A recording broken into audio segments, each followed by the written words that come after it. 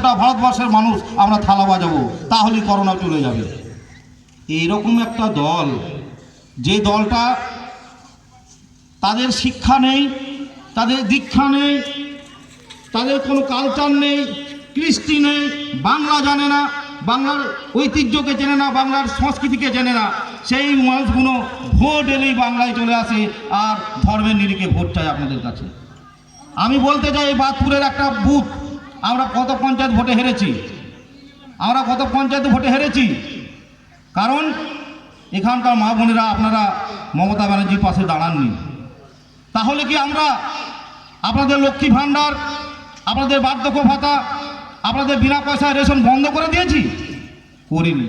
কিন্তু আপনাদের সরকার, কেন্দ্রের সরকার যখন 21 সালে এখানে ক্ষমতায় আসতে পারেননি, তখন থেকেই বাংলার বিজেপি যারা নেতৃত্ব ছিলেন, দিলীপ ঘোষ, শুভেন্দু অধিকারী, সুকান্ত মজুমদার, দিল্লিতে গিয়ে বারবার বলে এসেছেন যে বাংলার মানুষকে ভাতে মারতে হবে।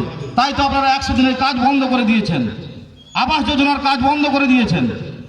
বন্ধু, আপনাদের হাতে যদি দিল্লি থাকে, আপনারা যদি আমাদের 100 দিনের কাজ বন্ধ করে দিতে পারেন, আপনারা যদি আমাদের আবাস যোজনার কাজ বন্ধ করে দিতে পারেন, কিন্তু রাজ্যটাও আমাদের হাতে আছে, আমাদের ক্ষমতায় আছে। আমরা যদি ইচ্ছা করি আপনার কালকেই দেবেন লক্ষ্মী ভাণ্ডারটা আমরা বন্ধ করে দিতে পারি। কিন্তু না, মমতা ব্যানার্জির দল প্রতিহিংসার রাজনীতি করে না, মমতা ব্যানার্জির দল জাতপাতের রাজনীতি করে না। মমতা ব্যানার্জি যদি মনে করতেন, তাহলে আজকে আপনাদের যে ফ্ল্যাক্সগুলো উঠছে, যে ঝান্ডাগুলো আপনারা লাগিয়েছেন, আমরা যদি একবার উনি বলতেন যে যাও এগুলো সব তুলে ফেলে দাও, আমরা আপনাদের এই ঝান্ডা লাগাবার জায়গা দিতাম না। কিন্তু না বন্ধু, আমাদের লড়াইটা তো ওই লড়াই নয়, আমাদের লড়াই হবে উন্নয়নের লড়াই। আপনারা তো 10 বছর ধরে ক্ষমতায় আছেন, আপনারা বলুন এই বাদপুর টাঙ্গাইলে কি করেছেন? একটা প্রকল্প বলুন যে আমরা বিজেপি থেকে আমরা এই গ্রামে একটা নলকূপ বসিয়েছি, একটা ড্রেন করেছি। আপনারা বলুন যে আমরা অন্য কোনো প্রকল্প, যে প্রকল্পগুলো কেন্দ্রে চলছে আপনারা দাবি করছেন, আমরা তো জানি না যে বিজেপির কোনো প্রকল্প আছে বলে কিনা। যদি থাকে আপনারা এই গ্রামে যদি করে থাকেন দেখান, আমরা দায়িত্ব নিয়ে বলছি, যদি বিজেপি কোনো প্রকল্প এই বাদপুর টাঙ্গাইল গ্রামে করে থাকে, আমি আমার কর্মীদের বলবো মাইকগুলো গুটিয়ে বাড়ি চলে যাও, আমরা করব না, আমরা পথসভা করব না।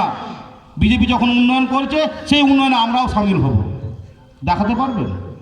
পারবেন না, কারণ উন্নয়নটা করেননি আপনারা।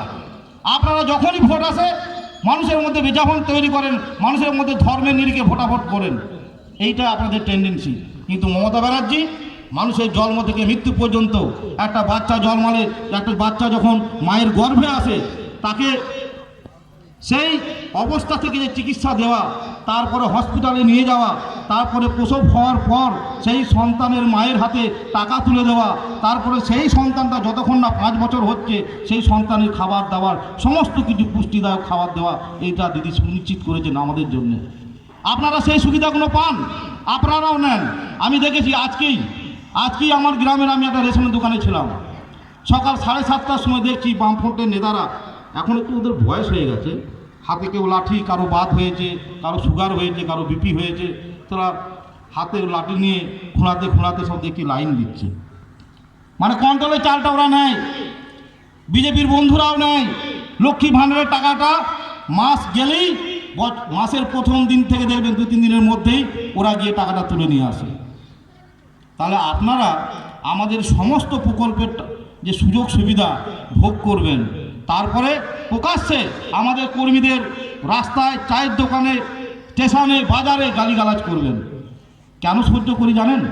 ওই একটাই নাম বললাম, মমতা বন্দ্যোপাধ্যায়। উনি আমাদের হাতটা বেঁধে রেখে দিয়েছেন। না হলে এই আপনাদের মতো যে বিজেপি কর্মীরা সবসময় লাফাঙ্গাগিরি করে বেড়ান,